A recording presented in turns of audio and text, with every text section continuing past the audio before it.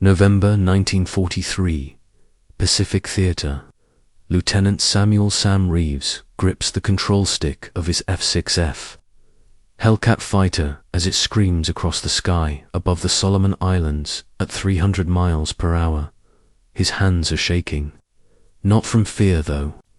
Fear is certainly there, but from the realization that has just hit him like a freight train. He's about to die. And if you think you know how this story ends, you're wrong. Because what happens next will change American fighter tactics forever. And it all comes down to a geometry lesson Sam failed in high school. But before we get there, hit that subscribe button right now. This channel brings you the untold stories of World War II that history books skip over, the moments that changed everything but get buried in footnotes. Don't miss another one. Sam Reeves wasn't supposed to be here. 22 years old, fresh, out of flight training in Pensacola, Florida, he'd been in combat for exactly 11 days.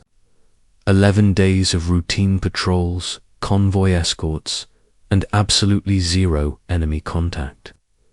His squadron mates called him Lucky Sam because he hadn't fired his guns once. They meant it as an insult. The Pacific War in late 1943 was a meat grinder. American forces were island hopping their way toward Japan, and every mile cost blood. The skies above these islands belonged to whoever was willing to die for them, and the Japanese were very willing. Their pilots veterans of Pearl Harbor. Midway and countless other battles had thousands of combat hours. Sam had 11 days. His squadron leader, Captain Dutch Morrison, had pulled Sam aside that morning before the mission briefing. Dutch was 31 years old, which made him ancient by fighter pilot standards. He'd shot down 7 enemy aircraft and had the 1,000-yard stare to prove it. "Kid, you're flying my wing today," Dutch had said, lighting a cigarette with hands that never seemed to shake. "Stay on my 6. Don't get fancy. Don't be a hero. Just stay alive." Sam had nodded, trying to look confident. Inside, his stomach was doing barrel rolls. The mission was simple on paper. Escort a formation of torpedo bombers hitting a Japanese supply convoy near Bougainville. Get in, protect the bombers, get out. Dutch made it sound like a milk run. It wasn't. They were 40 miles out when the radio crackled to life. "Bandits, 12 o'clock high. Angels, 15. Sam's eyes snapped up. There, silhouetted against the white clouds, like sharks circling prey, were 6 Japanese Zero fighters diving straight toward them. Dutch's voice cut through the radio static, calm as Sunday morning. "Break right on my mark. 3, 2, 1, break." The world tilted sideways as Sam yanked the stick hard right. G-forces crushed him into his seat. His vision narrowed to a tunnel. Through that tunnel, he watched Dutch's Hellcat peel away in perfect formation with the rest of the squadron. Except Sam wasn't in formation anymore. He'd pulled too hard. Overcorrected. His Hellcat had skidded through the turn like a car on ice. And now he was alone, separated from his squadron by 3,000 feet and climbing, and diving straight. Toward him, closing at a combined speed of over 600 miles per hour, was a lone Zero. Sam's training kicked in. Dive away, build speed. The Hellcat was faster than the Zero in a straight line. Everyone knew that. It was the first thing they taught you about fighting Zeros. Don't dogfight, don't turn with them. Run straight and use your speed advantage. Sam pushed the stick forward. The Hellcat's nose dropped. The altimeter unwound like a broken watch. 10,000 feet, 9,000, 8,000. His airspeed indicator climbed past 350 miles per hour. The Hellcat was shaking, rivets screaming, but he was pulling away. Or so he thought. He risked a glance over his shoulder through the canopy. The Zero was still there. Closer, in fact. Somehow, impossibly, it was gaining. That's when Sam's stomach dropped for reasons that had nothing to do with the dive. This wasn't a normal Zero pilot. This was someone who understood something Sam didn't. And in about 15 seconds, that understanding was going to get Sam killed. The Zero's engine cowling suddenly lit up with muzzle flashes. Tracer rounds arced past Sam's canopy like angry hornets. He jinked left. The tracers followed. He jinked right. They followed again. It was like the enemy pilot could read his mind, anticipating every move before Sam even made it. 7,000 feet, 6,000. Sam was running out of altitude and ideas. His hands were white-knuckled on the stick. Sweat stung his eyes. The manual said dive away from a Zero. He was diving. So why was he about to die? And then, in that moment of pure terror, something clicked in Sam's brain. A memory from high school. Mr. Peterson's geometry class, junior year.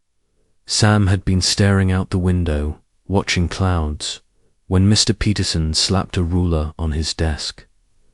Reeves, pay attention, this matters. Sam had rolled his eyes. When would he ever need geometry? The answer, it turned out, was right now. Mr. Peterson had been teaching about pursuit curves, the path a predator takes when chasing prey. Sam remembered the diagram on the chalkboard, a curved line spiraling inward, always pointing at the moving target. Pure pursuit, Mr. Peterson called it. The chaser always aims directly at the target. Sam's eyes went wide. That was exactly what the Zero was doing. Pure pursuit. Pointing its nose directly at him, following his every move, closing the distance with mathematical precision, and pure pursuit had a fatal flaw. If the prey moves in an arc, the predator has to fly a longer curved path. It wastes energy, burns more fuel, bleeds more speed. The tighter the prey's circle, the worse the predator's position becomes. But there was a catch. Sam couldn't turn. Not in a traditional dogfight circle. The Zero could outturn him 8 days a week. If he tried to turn with it, he'd just give the Zero pilot an easier shot. No, he needed something else. Something no one had tried before. Sam's hand moved to the throttle. Instead of pushing it forward for more speed, he pulled it back. Way back. Almost to idle. The Hellcat shuddered, slowing rapidly. His airspeed bled off. 300 miles per hour. 275, 250. Behind him, the Zero pilot saw the American fighter slowing and grinned. Rookie mistake. The American was giving up his only advantage. This would be over in seconds. But Sam wasn't done. At the exact moment his airspeed hit 230 miles per hour, the Hellcat's corner velocity. The speed where it could turn hardest without stalling, he did something insane. He pulled the stick back and to the left. Not into a normal turn, into a spiral, a corkscrew, a three-dimensional helix that angled up and away from his original dive path. The Hellcat groaned, metal stressed. The wings bent under the gillode. Sam grunted against the crushing force, fighting to keep consciousness as his vision grayed at the edges. But it worked. The Zero, still diving at maximum speed in pure pursuit, shot past Sam's spiraling Hellcat like a bullet past a spinning top. The Japanese pilot, committed to his dive, his energy too high to turn, kept going down while Sam's spiral carried him up and to the left. For 3 seconds, they were both alive. The Zero below, overshooting. Sam above, completing his spiral. And then Sam rolled level, pulled lead, and squeezed the trigger. 650 caliber machine guns roared to life. Tracer rounds carved a burning path through the air. The Zero, caught in the middle of a desperate recovery turn, took the full burst across its port wing. The thin aluminum skin shredded like tissue paper. Fuel ignited. The wing separated. The Zero tumbled toward the ocean 3 miles below, trailing black smoke and pieces of itself. Sam didn't watch it hit the water. He was already scanning the sky, searching for threats, his hands still shaking but his mind now diamond clear. He'd figured something out. Something that would save his life again and again in the battles to come. Geometry wasn't just math, it was survival. But Sam's war was far from over. In fact, what happened next would force him to refine his discovery into something even more dangerous. Something the Navy would eventually classify and study for decades. He found his squadron 20 miles southeast, regrouping after scattering the Japanese formation. Dutch's voice came over the radio, edged with relief and anger. "Where the hell were you, Reeves?" "Got separated, sir," Sam replied, his voice steadier than he felt. "Engaged a bandit. Splashed him." Silence on the radio. Then Dutch's tone changed. "Say again. You splashed a Zero. Solo." "Affirmative." "Kid, when we land, you're buying the drinks. And you're telling me exactly how you did that." But Sam didn't get the chance. Not that day. They were 5 minutes from base when the radio erupted with distress calls. Another American squadron, caught by surprise near the coast, was being massacred. 16 Hellcats versus 20+ Zeros. The Americans were outnumbered and outmaneuvered, losing altitude and losing pilots fast. Dutch didn't hesitate. "Squadron, come to heading 270. We're going in." Sam's fuel gauge was already showing less than a quarter tank. His hands were still trembling from the adrenaline come down. Every instinct screamed at him to stay quiet, to let the veterans handle this one. Instead, he keyed his mic. "Dutch, I have an idea." What Sam proposed in the next 30 seconds sounded absolutely insane. It violated every tactical doctrine the Navy had written. It went against every instinct that kept fighter pilots alive. But Dutch, to his eternal credit, listened. And more importantly, he believed. 5 minutes later, Sam's squadron arrived over the dogfight at Angel's 12,000 feet with the sun at their backs. Below them, the battle was a swirling chaos of aircraft. Zeros weaving through formations of Hellcats, like wolves through sheep. Smoke trails marked where American fighters had gone down. Radio chatter was a mess of panicked voices calling out threats and positions. Standard tactics said dive in. Engage targets of opportunity. Use speed to your advantage. Hit and run. Sam's plan said do the opposite. On my mark, Dutch called out, full throttle reduction. We're going to 230 knots. Then we spiral dive as a unit. Follow Reeves's lead. He's got point. Sam heard the confusion and doubt in the other pilots' voices as they acknowledged. They thought Dutch had lost his mind. They thought Sam had gotten lucky once and now he'd kill them all trying to repeat it. They were half right. Execute, Dutch ordered. 8 Hellcats throttled back in perfect unison. Their high-speed dive became a controlled descent. And then Sam led them into something that had never been done before in combatter synchronized spiral. All 8 fighters corkscrewing downward in formation, their flight paths overlapping like braided steel cable. The effect was instantaneous and devastating.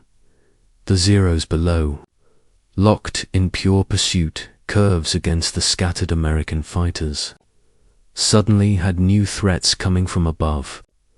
But these threats weren't diving in straight lines like every other American fighter they'd faced. These threats were spiraling, their positions constantly shifting in 3 dimensions. Impossible to lead, impossible to predict. 3 Zeros tried to intercept. They pulled up into climbing turns, trying to bring their guns to bear on the spiraling formation. They committed to pursuit curves, pointing their noses at where they thought the Hellcats would be. They were wrong. Sam's spiral tightened. The formation compressed. The Zeros, climbing hard, burning energy, found themselves chasing ghosts. The American fighters that should have been in their gun sights were somewhere else above. Below, to the side, moving through a 3-dimensional path that defied conventional tactics. And then the spiral ended. 8 Hellcats leveled out simultaneously, their targets laid out before them like ducks in a gallery. The Zeros, caught mid-climb, their energy spent, their positions predictable. The sky lit up with tracer fire. 4 Zeros died in the first 3 seconds, 2 more in the next 5. The remaining Japanese fighters, suddenly outnumbered and outpositioned, broke contact and ran for the clouds. The entire engagement lasted 45 seconds. When Sam landed back at base 20 minutes later, his fuel tanks were nearly empty. His hands had finally stopped shaking, replaced by a bone-deep exhaustion that made climbing out of the cockpit feel like scaling a mountain. Dotch was waiting on the tarmac. Behind him stood the squadron commander, Lieutenant Commander Hayes. And behind Hayes stood a man in Army Air Force uniform with enough ribbons on his chest to open up haberdashery. Sam snapped a salute that probably looked as tired as he felt. At ease, Lieutenant Hayes said, but his tone was anything but relaxed. You just rewrote the tactical manual. Start talking. What followed was 3 hours of debriefing that felt more like an inquisition. Sam explained the geometry, the pursuit curves, the energy management, the spiral defense that forced enemy fighters into inefficient flight paths, while keeping the defenders' options open. He used a chalkboard, drawing diagrams that would have made Mr. Peterson proud. Showed how the 3-dimensional spiral created multiple, potential attack vectors while denying the enemy a predictable target. Explained how throttle control slowing down at the right moment was just as important as speed.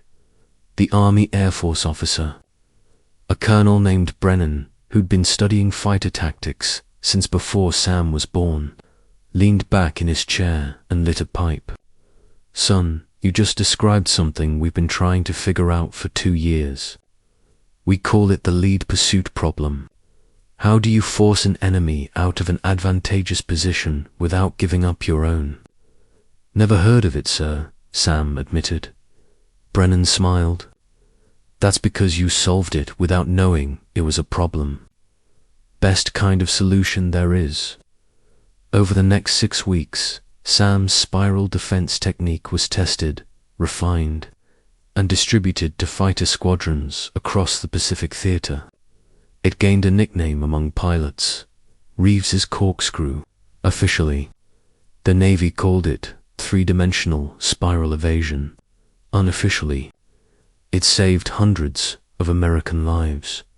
But for Sam, the story wasn't about the tactic or the victories that followed. It was about November 1943, alone in the sky, facing death, and remembering a geometry teacher who insisted that math mattered. By December, Sam had 6 confirmed kills. By January 1944, he had 12. He survived the war, flying 73 combat missions, and eventually became an instructor himself, teaching new pilots the geometry of survival. Years later, in 1958, a researcher from MIT interviewed Sam for a study on combat decisions. The researcher asked the question everyone always asked: what was going through your mind in that first engagement, when you pulled back the throttle and entered the spiral? Sam thought about it for a long moment. Then he smiled. Honestly, I was thinking about failing geometry, and how Mr. Peterson would have been really smug if he knew it saved my life. The researcher didn't understand. Sam didn't expect him to. Combat wasn't about understanding. It was about surviving long enough to understand later. But there's something else. Something Sam never talked about in interviews or debriefings or late-night conversations with fellow pilots over whiskey. That's Zero. Pilot he shot down in November 1943, the one who'd been in pure pursuit, the one who'd made the fatal mistake of chasing in a predictable curve, wasn't just any pilot. Intelligence reports identified him later as Lieutenant Takeo Shibata, a veteran with 19 confirmed kills. A skilled aviator, a dangerous opponent, and yet Shibata died because he followed doctrine. He did what every fighter pilot was taught to do: point at the target, close the distance, take the shot. Sam survived because he broke doctrine, because he remembered something from a boring Tuesday afternoon in high school that had nothing to do with war. That's the part that haunted Sam for decades afterward. Not the killing, not the danger, but the randomness, the cosmic coincidence that a geometry lesson he'd barely paid attention to had saved his life while ending someone else's. What if he'd skipped class that day? What if Mr. Peterson had taught something else? What if Sam had been daydreaming about anything other than clouds in the shape of pursuit curves? The war would have continued without him. Other pilots would have discovered the same tactics eventually. The Pacific would have been won, but Sam wouldn't have been there to see it, in the end. That's what World War II really was: a million individual moments, each balanced on razor-thin edges of chance and choice, where the difference between life and death came down to things as random as remembering a math lesson or choosing to pull back a throttle instead of pushing it forward. Sam Reeves flew his last combat mission on August 14, 1945, the day Japan surrendered. He ended the war with 17 confirmed kills and a Distinguished Flying Cross. He taught fighter tactics at Pensacola for 5 years after the war, and every single one of his students learned about pursuit curves and spiral defense and the geometry of survival. He never went back to find Mr. Peterson, never thanked him. Sam always said he didn't know how to put it into words. How do you thank someone for accidentally saving your life by being boring on a Tuesday? But in his office at home, hung on the wall next to his medals and squadron photos, Sam kept a framed piece of paper. It was his report card from junior year of high school. Geometry, C-. Right next to it, in Sam's handwriting, was a single line: turns out Mr. Peterson was right. This did matter. It just took a war to prove it. The lesson here isn't about geometry. It's not even really about fighter tactics or spiral maneuvers or the technical details of how to beat a zero in combat. The lesson is simpler and somehow more profound. You never know what knowledge will save your life until the moment you need it. Everything you learn, even the boring stuff, even the classes you sleep through, even the teachers you ignore, all of it is potentially the difference between living and dying. Sam Reeves proved that in November 1943. He kept proving it for 73 missions afterward. And long after the war ended, after the medals were awarded and the stories were told, that single truth remained. Sometimes survival isn't about being the fastest or the strongest or the bravest. Sometimes it's about remembering something small, something seemingly insignificant, something a teacher once tried to drill into your head on a boring afternoon when you'd rather be anywhere else. Sometimes, survival is just about paying attention when it matters, even if you don't know it matters yet. And sometimes, when you're alone in the sky with death diving toward you at 600 miles per hour, the thing that saves you isn't courage or training or luck. It's geometry or luck. It's geometry.